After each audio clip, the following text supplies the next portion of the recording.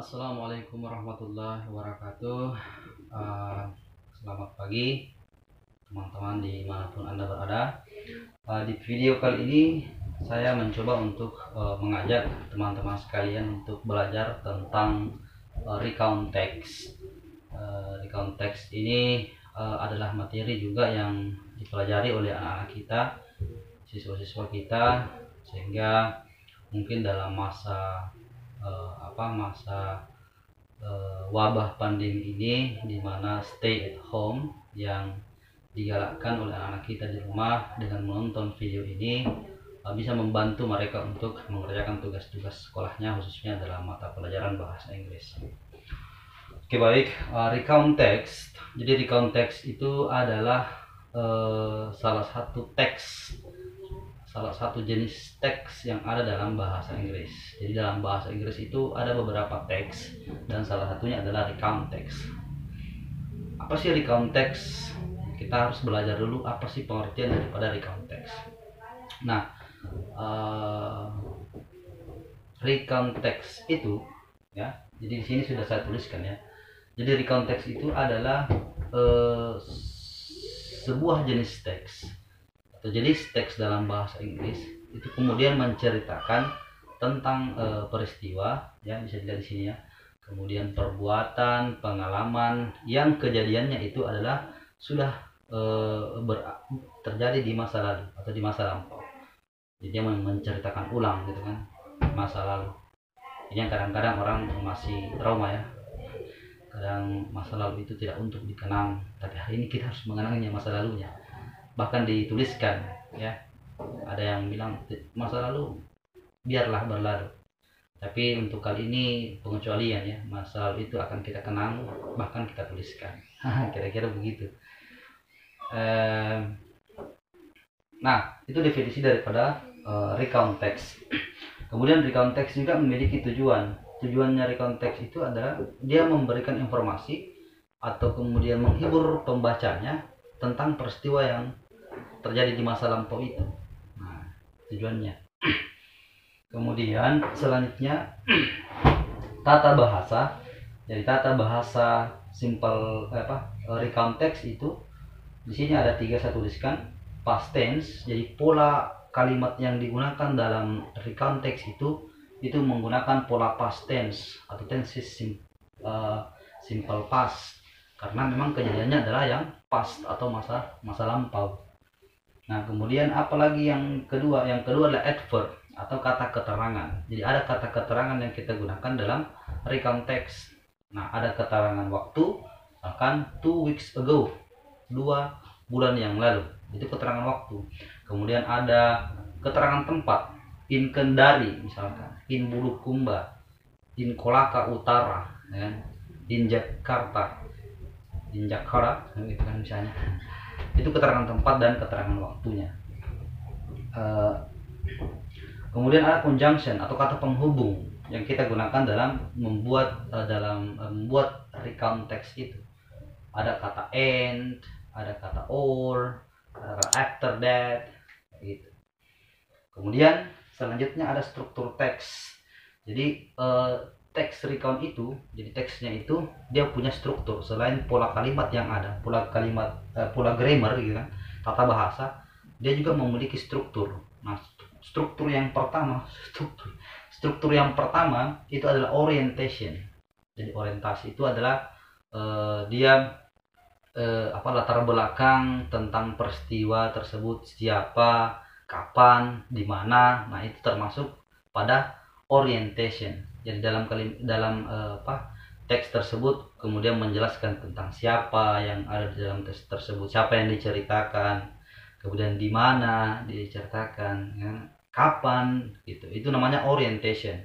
Jadi bagian itu, jadi kalimat itu adalah bagian orientation daripada recount text. Kemudian yang kedua adalah events atau kejadian, peristiwa. Nah, jadi dalam recount text itu peristiwa itu kemudian disusun satu demi satu, ya kan? Tidak mungkin 2 demi 2, 1 demi 1 peristiwanya disusun. Jadi berurutan, susunannya berurutan. Apa kejadian awal, selanjutnya sampai kejadian terakhir. Itu events. Kemudian reorientation. Jadi reorientation itu adalah kesimpulan dari cerita tersebut, dari teks tersebut. Jadi kesimpulan ini bisa berupa sebuah opini tentang teks atau cerita tersebut. Ya, kira-kira begitu ya. Mungkin bisa dipahami tentang ini. Kalau Anda belum pahami, silahkan tonton ulang, ya kan, diputar ulang kembali. Itu bagusnya kalau video yang kita pelajari, jadi kita bisa mengulang. Kalau di sekolahan kan satu kali saja mengajar, ya. Nah, itu tentang definisi, kemudian tujuan, tata bahasa, struktur teks daripada recount teks.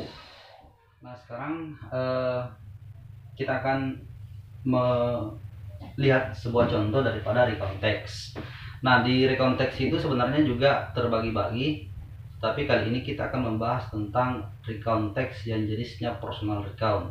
Personal recount itu adalah jenis teks recount yang kemudian menceritakan tentang pengalaman pribadi yang terjadinya di masa lalu tentunya. Itu yang dimaksud dengan personal recount. Sebenarnya ada juga sih ada imaginative recount ada, dan contoh-contoh recount teks yang lainnya. Nah, kali ini kita akan membahas tentang personal recount. Jadi teks recount yang menceritakan tentang pengalaman pribadi, tentunya terjadi di masa lalu. Nah, di sini saya menganalisa saja, memberikan analisa bagaimana caranya menyusun kalimat tersebut. Jadi yang siswa-siswi, anak-anak sekalian, silakan diperhatikan ya, bagaimana cara menyusun pengalaman pribadi kita, ya, kemudian menjadi sebuah teks recount. Jadi kalau Anda disuruh membuat tugas, tulislah pengalaman pribadi kalian ke dalam bahasa Inggris. Nah, itu pasti menggunakan recount text, yang lebih tepatnya adalah personal recount. Berarti kamu atau kalian harus menggunakan struktur grammar daripada recount text tadi ya, yang saya jelaskan. Nah, contoh yang ini adalah judul ceritanya adalah, judul teksnya adalah Holiday at Calomang Beach. Liburan di pantai Calomang. Jadi kalau sekedar informasi, pantai Calomang ini ada di Kolaka ya. Iya, di Kolaka. Oke, keren. Pantainya, Anda bisa ke sana. Nah, last month during holiday, di bulan lalu selama liburan.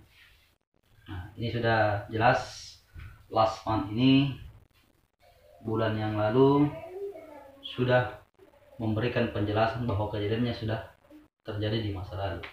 Dia adverb of time, keterangan waktu.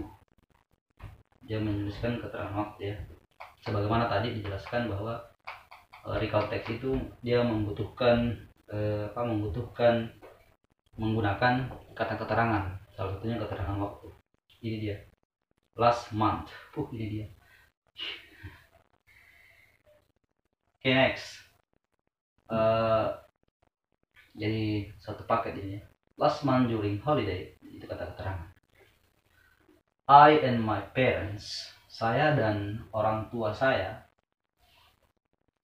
went to Calomang Beach, pergi ke Calomang, ke pantai Calomang.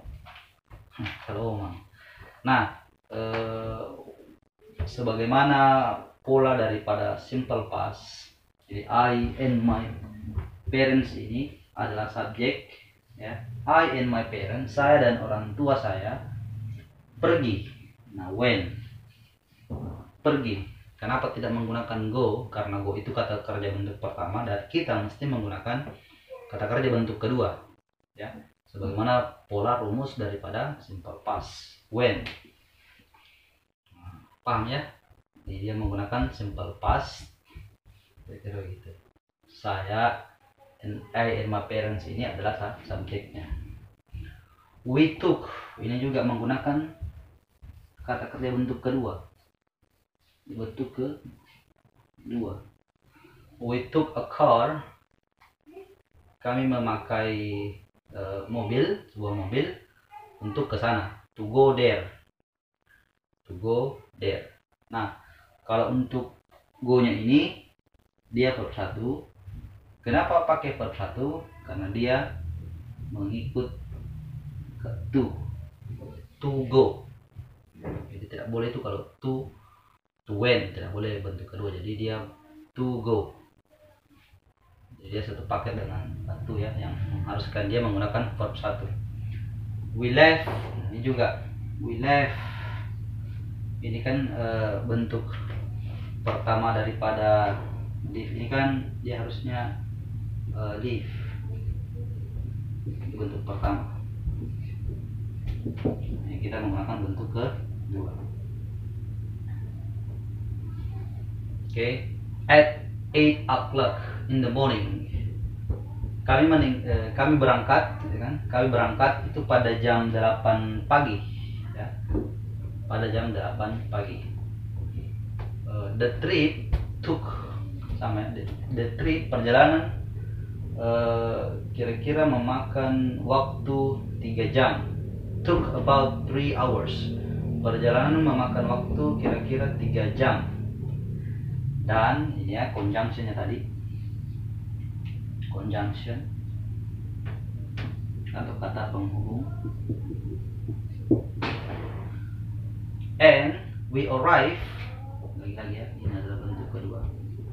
Dan kami tiba, we arrive there, kami tiba di sana at around 11 a.m. Jadi kita tiba di sana kira-kira sekitar jam 11 a.m. Ya, AM itu sudah jelas ya, itu ada pengaturan waktunya. Jadi dia masih masuk kategori pagi ya, di bawah jam 12. Kali ini kenapa tidak pakai AM? Kali ini sudah jelas in the morning, ada penjelasannya Bapak. Nah, jadi cerita ini hanya sebagian saja ya, hanya sebagian saja. Anda boleh belajar di rumah untuk menyambung cerita ini ya, menyambung cerita ini. Jadi boleh diganti-ganti, misalkan yang diganti I and my friends, diganti orang tua saya, I and my friends, kira-kira gitu. Nah, inilah contoh daripada recount text. Nah, ini tidak lengkap ya, karena saya yakin ketika sudah memahami ini Anda sudah bisa menyambung kalimatnya ya sampai terakhir. Jadi Anda tinggal imajinasikan boleh sesuaikan dengan pengalaman Anda. Kalau ada yang sama berkunjung ke pantai, pernah berkunjung ke pantai, ditulis saja, ganti yang tidak sesuai dengan pengalaman Anda. Ya, kira-kira seperti itulah materi recount text, personal recount. Semoga bermanfaat untuk kita semua, karena sebaik-baiknya makhluk adalah yang memberikan manfaat sebanyak-banyaknya kepada makhluk yang lain. Mari kita sama-sama belajar untuk menjadi makhluk terbaik ciptaan Allah Subhanahu wa Ta'ala.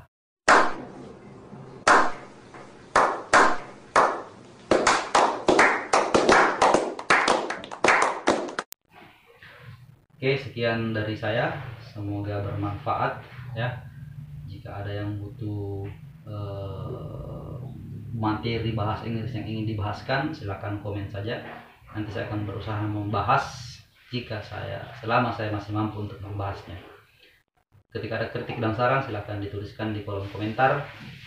Dan untuk yang menjalankan ibadah puasa, selamat menjalankan ibadah puasa. Semoga puasa kita diterima di sisi Allah Subhanahu wa Ta'ala dengan pahala yang berlipat-lipat gandanya.